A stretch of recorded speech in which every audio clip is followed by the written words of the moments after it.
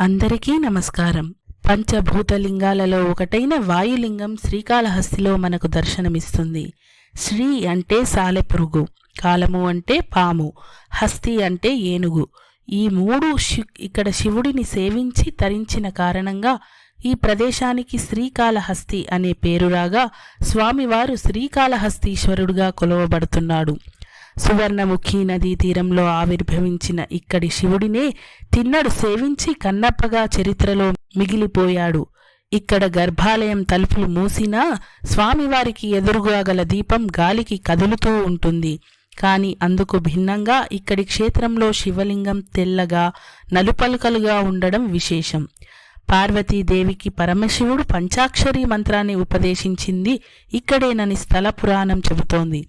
ఈ కారణంగానే అమ్మవారు జ్ఞాన ప్రసూనాంబగా పిలువబడుతోంది. సువర్ణముఖి ఉత్తరం వైపు ప్రవహిస్తూ ఉండడం, శివలింగం పశ్చిమాభిముఖంగా ఉండడం ఇక్కడి విశేషంగా చెబుతారు.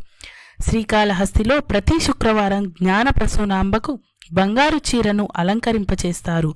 ప్రత్యేకించి బంగారు చీరను అలంకరించడం వెనుక ఓ కథ ఉంది. ఒకప్పుడు శ్రీకాళహస్తి రాజు మీదకు పొరుగుదేశపు రాజు పెద్ద సైన్యంతో హఠాత్తుగా దండెత్తి వచ్చాడు. కాళహస్తి రాజు మొదట్లో కలవరపడినా తర్వాత తమ కులదైవమైన జ్ఞాన ప్రసూనాంబను తలుచుకొని కొద్ది సైన్యంతోనే శత్రువులను ఎదిరించాడు. శత్రురాజు ఈ యుద్ధంలో మొట్టమొదటిసారిగా తుపాకులను ఉపయోగించాడు. అందరూ కాళహస్తి రాజు ఓడిపోతాడు అనుకున్నారు. ఎందుకంటే తుపాకుల ముందు మామూలు ఆయుధాలు నిలుస్తాయా? కాని ఆశ్చర్యంగా కాళహస్తి రాజు విజయం పొందాడు. అయితే ఆ రాత్రి రాజు కలలో జ్ఞాన ప్రసూనాంబ కనబడి తనకు ఒక చీర పెట్టమని అడిగింది. రాజు ఆశ్చర్యపడుతూ, అమ్మా, నీకు చీరలు లేకపోవడం ఏమిటి అని అడిగాడు. అప్పుడు అమ్మవారు తన పమిట చెంగును చూపుతూ, బిడ్డా, తుపాకీ గుళ్ళ వల్ల ఇలా అయ్యింది.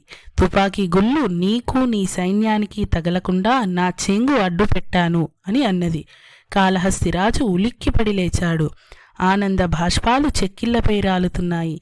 తన విజయ రహస్యంలోని రహస్యం రాజుకు తెలిసింది.